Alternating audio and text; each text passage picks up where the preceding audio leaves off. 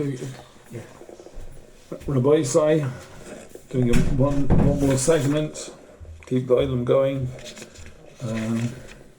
Will be our Yom Tov Sheni. We're talking about on Yud Beis Amud Aleph 12a, and we're talking about Moshe Rabbeinu being born, being hidden.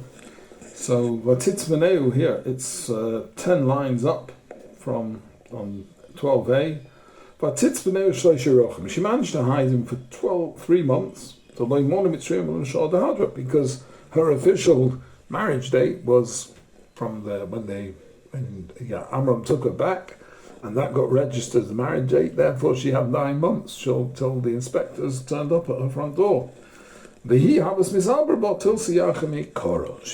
pregnant with Moshe Rabbeinu 3 months from 3 months when she'd been separated from Amram before her remarriage, realignment with Amram.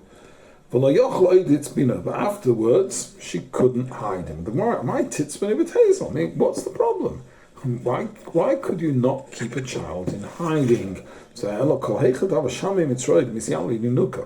When there was reports of a birth, the Mitzrayim had their informers, and they got reports of a birth. They would bring another child there to the house. And so they would pinch the child would set up, start crying, and in response, the hidden child would hear it and cry, react to the crying, and sort of it would resonate, and that would be the giveaway. There's a reference to that here in Shir Shirin. But she took a basket of Teva's goima. Goima is bulrushes. Why was she taking these reeds, a reed basket? There was no need to take more. He could have had a nice fancy mahogany casket and put him afloat in that. There's no need for it. A simple reed basket would serve the purpose just as well. I mean, the purpose is basically, by the way, an act of desperation. That's the only thing that was available for them. So a reed basket would serve the same thing as anything more substantial, and therefore tzaddikim don't waste money. There's a klal. We have this in several places. All right, well, don't deal with it now. But tzaddikim are very, very careful with the money. They see themselves as being trustees of the money. It's not their money, it's God's money. It's the trustees of the money, and they're very, very careful to only spend what they have to. Because a tzaddik is always worried. He doesn't want to spend his money freely, because he may have to, then in some way he's going to benefit from others, and maybe against their will, and they're going to have to give him, and there's a form of gezel in that. Not as boss of Adam, it's not easy to be makabel, especially as I said, generally people give. The pressure is given, they don't really want to give. There was actually an advantage in it. It's soft. If it collides in a river, often you get into the current, you collide with rocks and things, so something which is stiffer would crack. A reed basket just dinges in, bends, and carries on its merry way. But Tachma b'chema v'zofis, she smeared it with chema v'zofis. Chema is sort of slime, lime v'zefis, and with pitch, tona, chema b'fnim, so it was a sort of lime, whatever it is, cement, whatever it is, from within, clay from within, v'zefis v'chutz, the pitch was on the outside. K'dei shelo yiriach tzadik reach ra, not to expose the tzaddik to reach ra. Apparently, tzaddik is sensitive to the reach ra. In fact, we find by Yosef tzaddik, when he was sent down to Mitzrayim, I think Reb Eli brought this medrash a couple of days ago. He went down with the caravan Ishmaelim who were carrying spices in Mitzrayim. Normally, they carry foul-smelling pitch, bitumen, whatever it is, and the tzaddik would have been exposed to this sharp, foul-smelling item here the tzaddik was enveloped with the perfumes that was in the Yesod tzaddik, and here also Moshe Rabbeinu would not have to be exposed to the pitch. So tzidkus and re'ech is also a parsha that goes together. I think there's a Gemara at the end of Sota that actually talks about the tzaddikim be very sensitive to smell, and one of the only sense that was not compromised in the Chet of Adam Rishon was the sense of smell, right? Touch. She touched the forbidden fruit, saw the forbidden fruit, tasted the forbidden fruit, but what they didn't do, she listened to the Nochash's instigation to take the forbidden fruit, but the one thing that wasn't compromised is the sense of smell. So this is something, tzaddikim is, the sense of smell is somehow pristine. But she placed the child into the basket and put that in the rushes. Rabbi Lezer Omer Yamsuf. It was actually Yamsuf, the famous Yamsuf of tonight, Shvi Shal Pesach. Rabbi Shmuel ben Achmeni Omer Agam. It was like a lake. It was Agam. It was a swamp at the side of the Nile where many reeds. It was hidden in the reeds, the rushes that grow there. Kedichsev Konav Asuf Kamlo Posuk. The daughter of Parag went down to wash by the Yaor.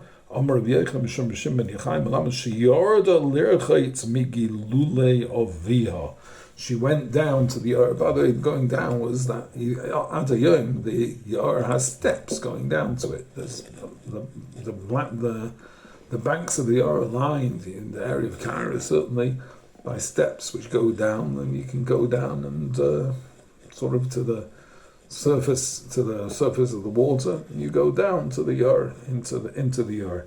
So she was actually going to Lirchitz. She was a tefillah of Gerus. Actually, she wanted to get rid of she'd already wanted to disassociate herself from the whole paganism of her father's house. So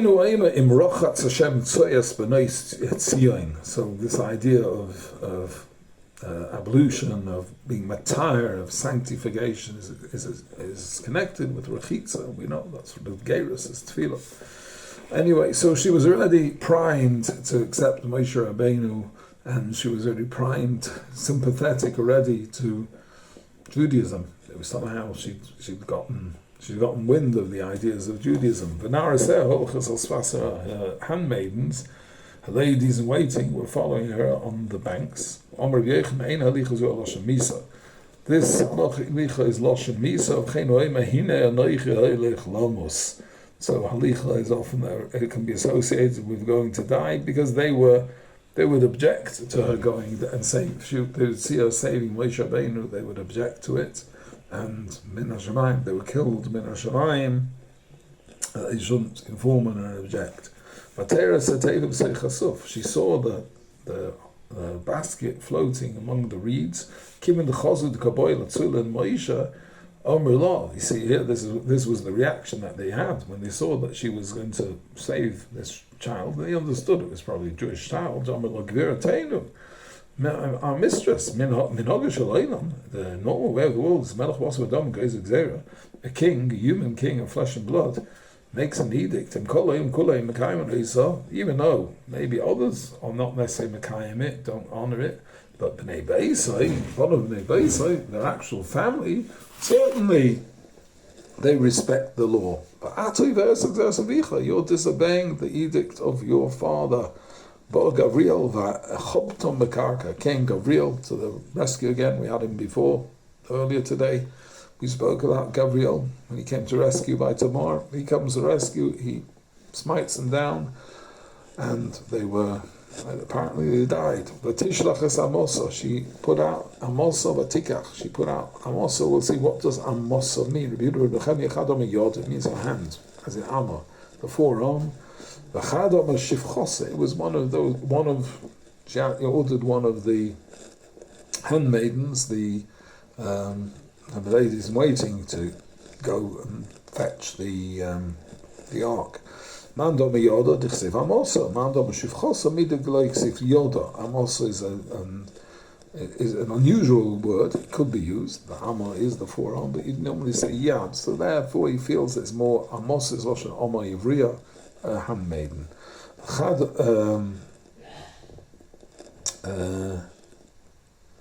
well, the man dom shifchosa armas boga real chodorakatum. How they were? I thought they'd all been killed. How? Where did she get handmaiden from?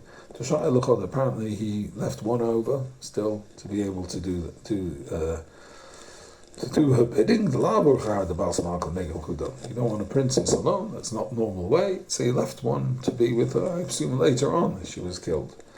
If it was physically hand, lichter yoda, why does it say? It should say hand. Why does it use this unusual language? Apparently, the hand, the implication is the hand stretched, so she couldn't really reach it. Why did she even bother? Because that's it. You want to do. She had the wish to do something good. She put out her hand. Menashamayim helped that it was matzliach to reach. The hand stretched miraculously and reached the teva, the basket. Omar, we've seen this nest happening before. So that's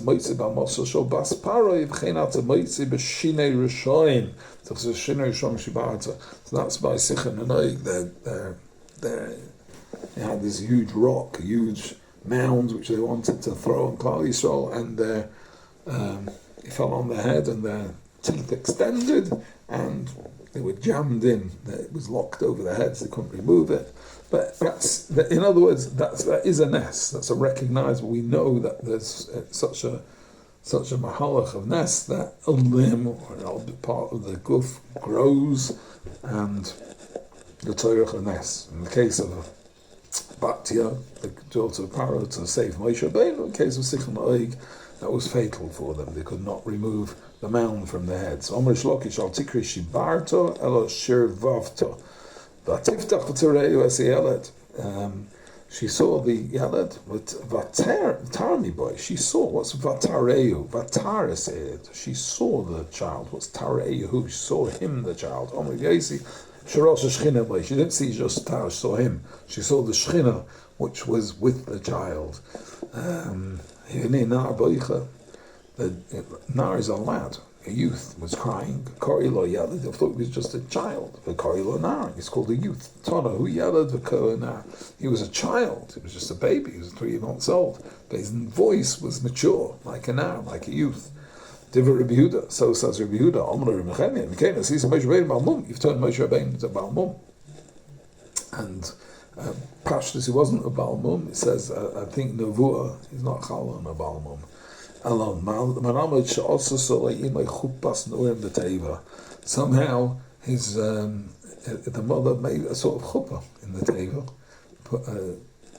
She wove branches, it was reminiscent of chuppah, Omra. She said, Shema le'ezkel chupase. I'm not going to see his chuppah. Basically, there seemed to be no hope. She's not going to see his chuppah. And she made a little chuppah over him, at least. Somehow, it's a motherly touch. But that's what she saw. And that somehow was Ma'ir Rachmim. She understood what the mother had done. This is from the children of the Hebrews.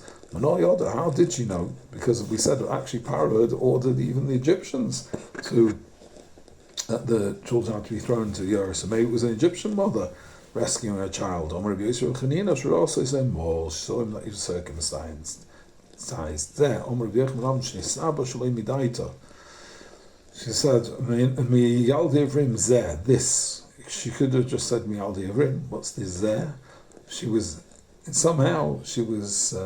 intuited. She prophesied, unbeknownst to her, she prophesied. The words were prophetic. This is the last one. After him, no other child will be thrown to the earth. Because we'll see that the Gzer was rescinded after Moshe Rabbeinu was thrown to the earth, and the reason was because the soothsayers of Paro said the job's been done. He's been thrown into the earth. He's been consigned to the earth. That's it. What you've done, your policies worked, and the Mashiach Shel Yisrael, the Redeemer of Yisrael, no longer is a threat to you.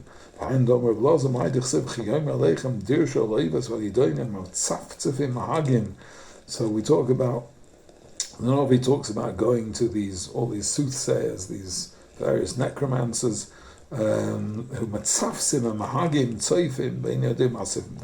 They somehow they're, as we said, it's hazy.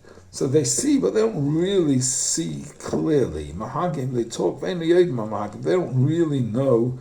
They've grasped the words, but they don't really know what the words are referring to.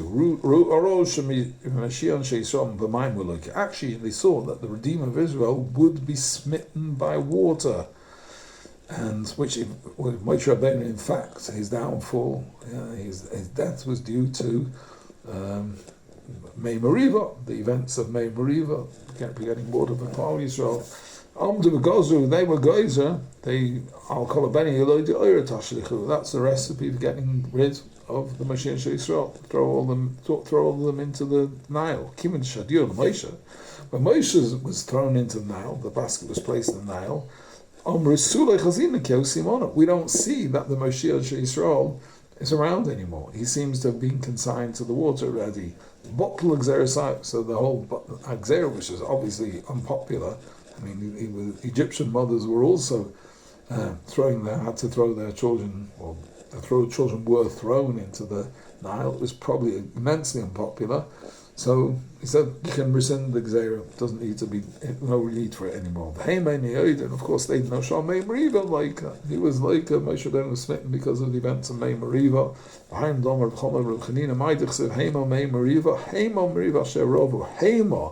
Those are the Mei Meriva, the waters of Meriva, Sharo, it's Stagnini Paroi, that the fortune tellers of Para, astrologers of Para saw the toe, and they mistook it. The Hainu to come and Moshe, Sheish Meir Selef Ragli, Yomalem Moshe Yisrael, Bishvilin Itzaltem Kulchem. You owe me a lot of you owe the fact that you're living to me, because otherwise the Gzera of Para would have continued. When I was thrown into the earth, the Gzera was lifted. Otherwise, many of you would not have been around to tell the story, to be here in the desert today. That day was the 21st of Nisan.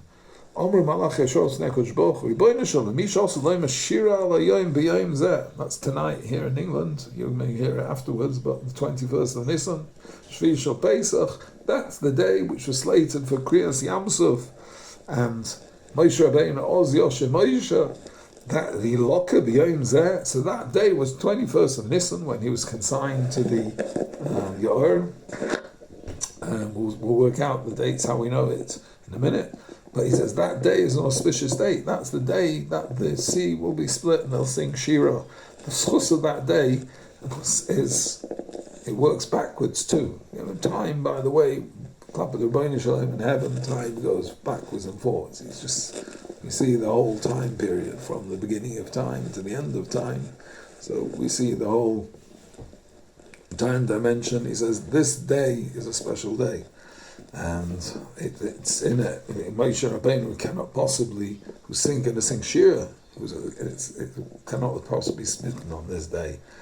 So, obviously, if he would be smitten, so when would the Shira come from him? But that's not the idea. The idea is that you have to know how to look at time, not like we look at it. There's heaven, from heaven's point of view, or if you're Einstein and whatever, and you look at time in a certain way, then you can make no difference backwards and forwards in time. That day was the 6th of Sivan.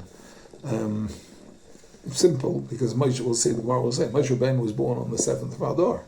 So 3 months later gets you to Adar, Nisan, Iyar, Sivan. 3 months later, the 6th of Sivan, Omer Malach Yeshoas, the famous Baruch Hu, Misha also the Kabul Torah, Mehar Sinai b'yom zeh. The one who's slated to be Makabel Torah, Mehar Sinai b'yom hazeh, Yilokeh b'yom hazeh, he should be smitten today. This is his day. And the Bishop Mandom B'Shisha B'Sivan, I understand the date could have been 6th of Sivan, Mashkach Sol Gimel Yarchi. Then we've got 3 months. Omer Mar B'Shiva B'Adar Meis, Moshe Rabbeinu died on the 7th of Adar, B'Shiva B'Adar Neilad Moshe. He was born on the Shiva B'Adar, because we say HaKadosh Baruch Hu completes the years of tzaddikim from day to day. And Mishiva B'Adar Ad Shisha B'Sivan till Siyachi, from 7th of Adar till the 6th of Sivan are 3 months. By the way, I think the Mepharshim will say the reason why we put out grasses And in the shuls, they used to have plants, flowers. So we think it's always, we talk about Moshe Rabbeinu, we talk about Har Sinai, with the flowers in Har Sinai, but there also is a minute to put out grasses and spread grasses over the floor. He says the grasses is because of the bulrushes. And that was the 6th of Sivan, that day of Shavuos.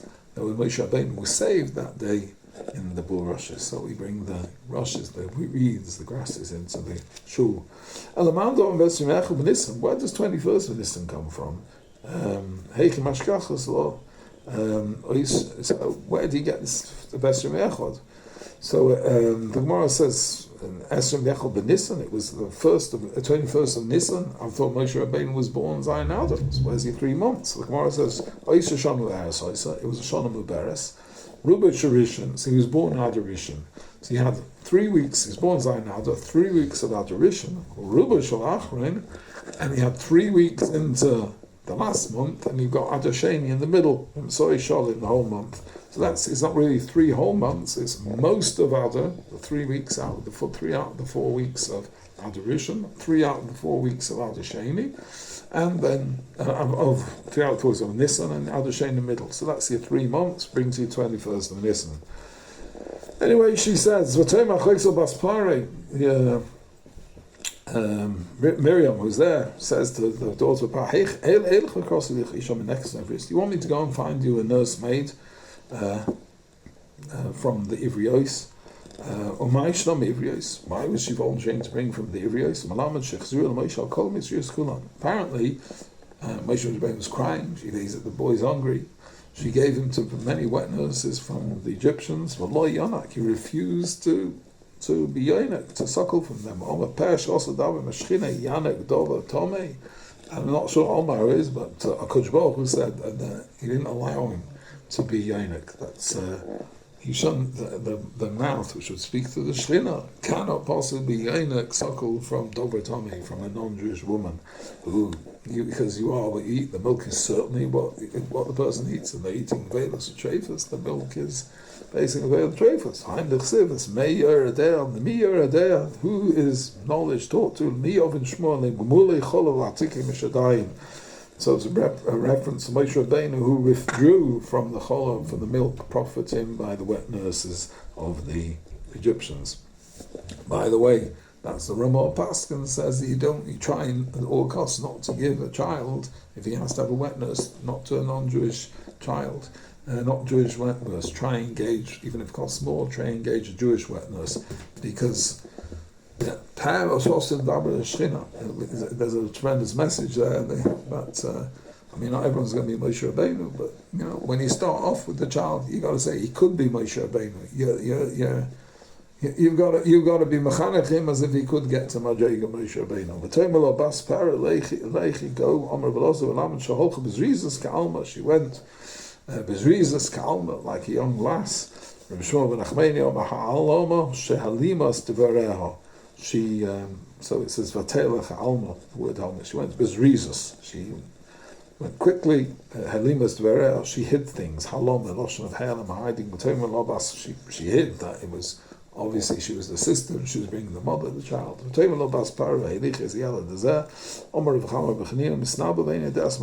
Again, she's being prophetic, unbeknownst to her. Hey lichi, ha shachi. Hey lichi is ha. This is yours.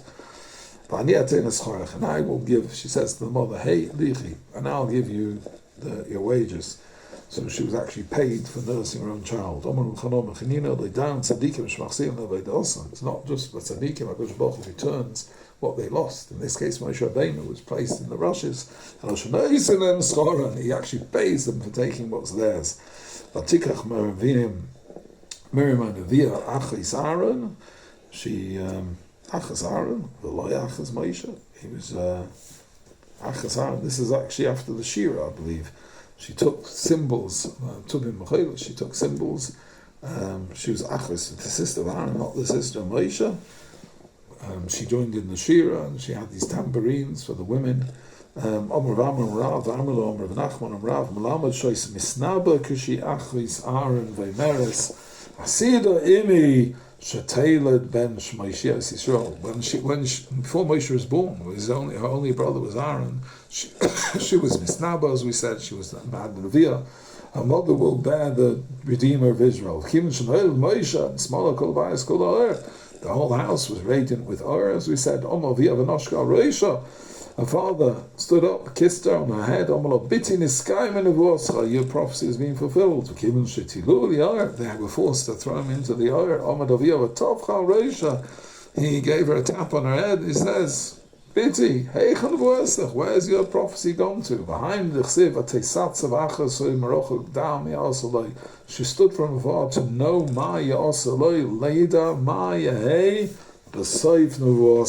to know what would be the end of her prophecy, how would things turn out. Alright, Rabbi Yisai, this is going to be the end of this segment, a short segment. It's going to shortly Yom Tov here, so I'm going to have to stop. And Be'ezus Hashem, we'll meet Friday morning, Be'ezus Hashem, 12 o'clock, Israel time. Kol Tov, Batzlach.